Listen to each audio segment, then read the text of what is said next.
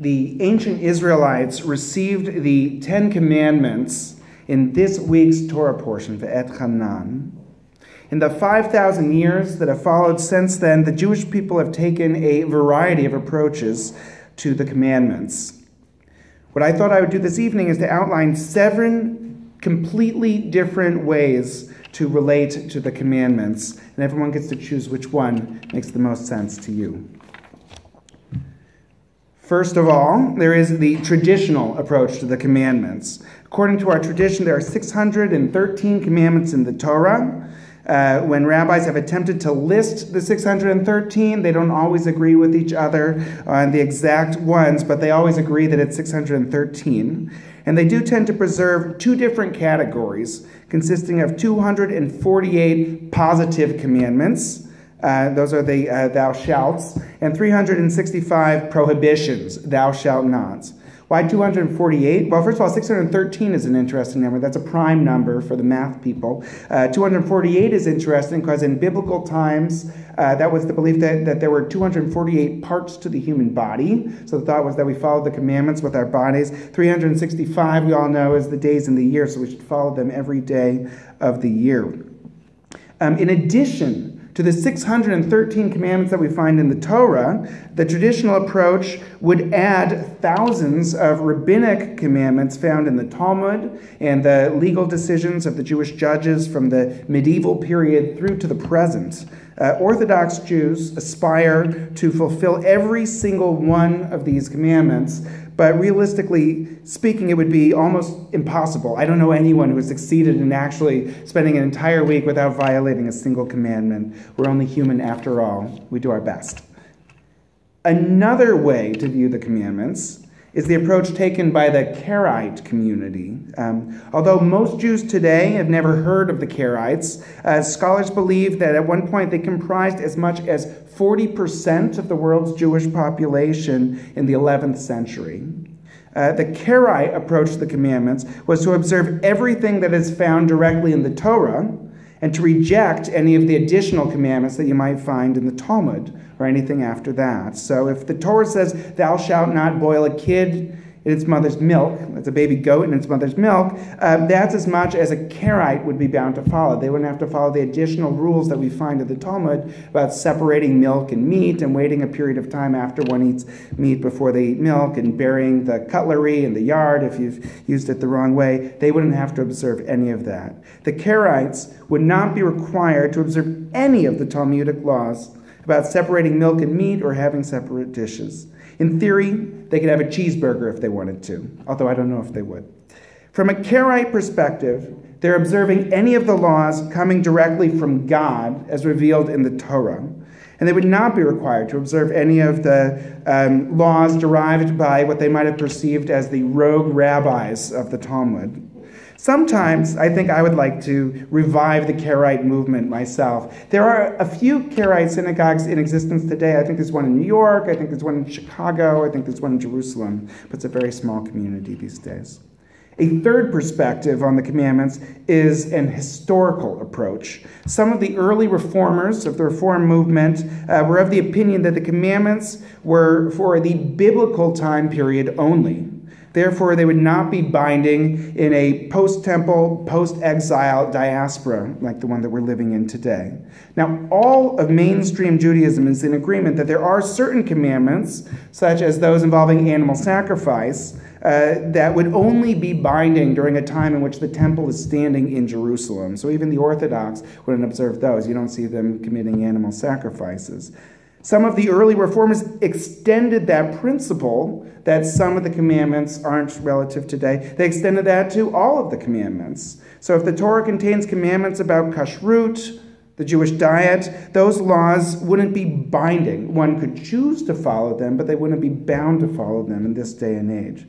These reformers would still derive their values from Jewish tradition, but they would not need to separate their wool from the linen as the Torah prescribes.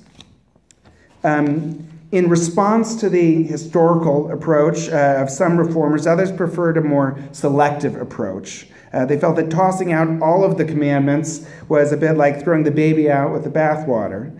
They proposed that we actually have each and every one of us have a responsibility to review all of the commandments from the Torah, the Talmud, the medieval rabbis, and then select those commandments which would bring meaning to each and every one of our lives. So I might select certain commandments, and David might select different commandments, and Steve might select different commandments, and we would just each, with our vast knowledge of all of the commandments, we would choose the ones that we found would be absolutely meaningful. So if kashrut is meaningful for you, go for it. If it's not, then maybe skip kashrut, but keep the commandment about observing Shabbat, if that speaks to you.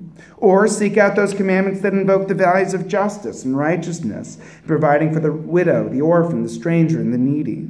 From this approach, a connection is still made with all of the commandments of the past, even if they aren't all observed in their entirety.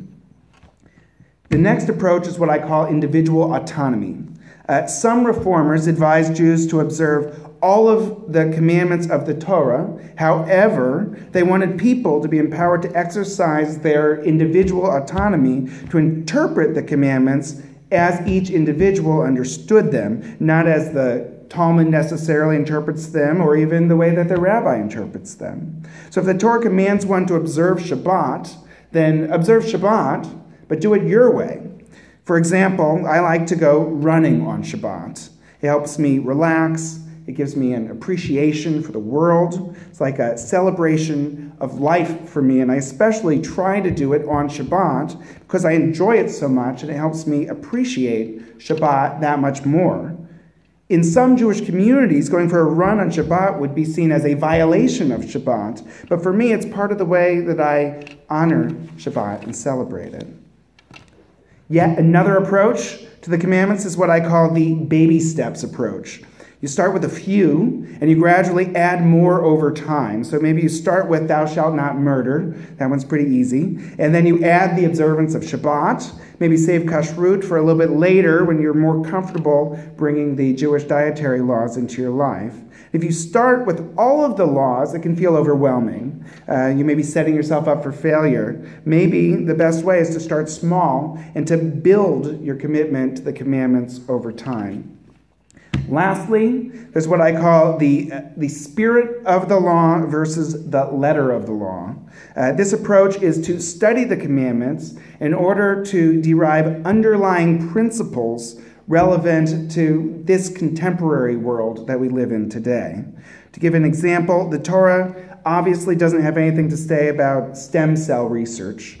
That was not on their radar screen in biblical times. We can, however, derive from the commandment not to stand idly by the blood of our neighbor a principle that we have a responsibility to plumb the depths of science and exercise any technique in our power to develop cures for diseases and to preserve life. Just to review, there are at least 7 approaches one can take to the commandments, maybe more, I don't know. 1, the traditional fundamental observance of all of the commandments of the Torah, the Talmud, and the rabbis.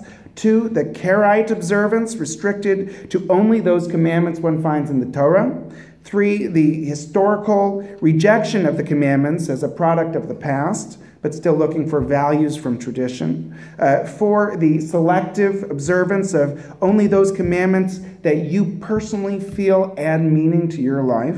5, the individual autonomy to interpret the commandments as you understand them yourself, regardless of what this guy has to say about it. 6, gradually increasing observance of the commandments through baby steps. And 7, discerning the spirit of the law to derive the underlying principles relevant to this day and age.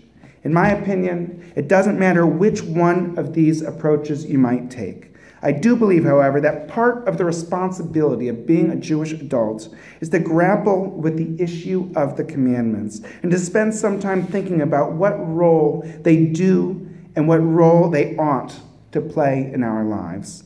On this Shabbat, when we commemorate the revelation of the 10 Commandments at Sinai, let's all take a moment to consider our own relationship with the commandments in this generation. Shabbat Shalom.